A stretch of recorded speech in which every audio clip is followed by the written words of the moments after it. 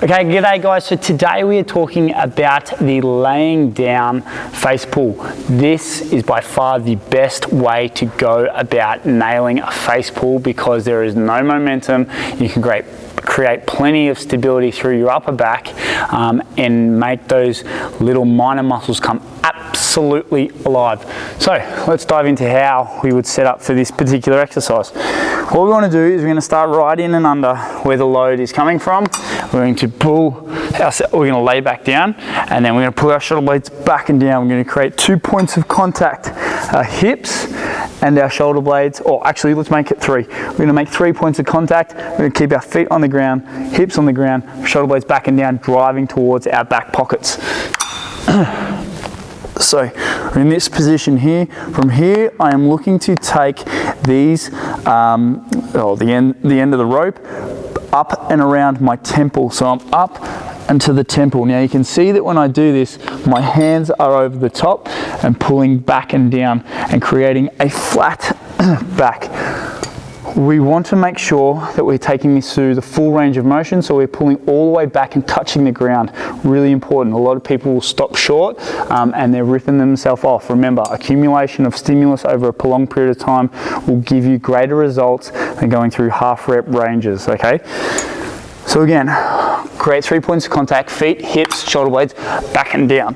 From here, we're going to pull this all the way to our temple and pause. Control, and then pause.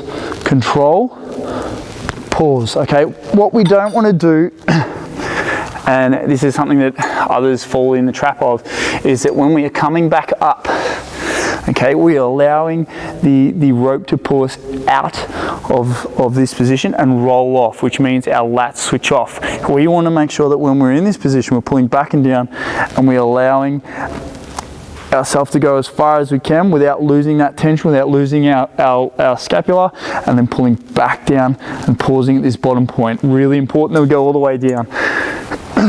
Because we are working minor muscles, I strongly suggest that you go ahead and start lighter and work your way up in weight, okay?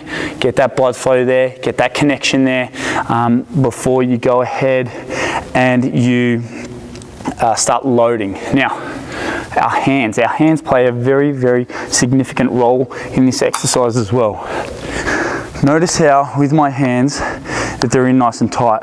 What I want to do in this position is actually pull them apart and create tension through the rope, and I'm going to keep driving them apart as I go up and down. So I'm going to drive my hands apart, keep them apart, 1, down, hands apart, 2, and this will keep, this will keep the tension all the way through your rear delts, and you'll start, just like I did then, to lose.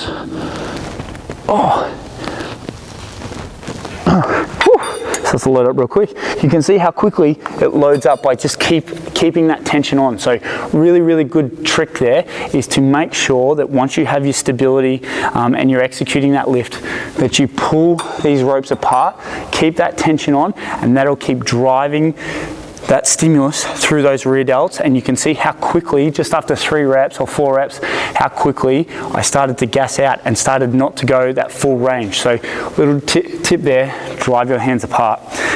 Team, that there is how you want to go about doing your laying down face pulls.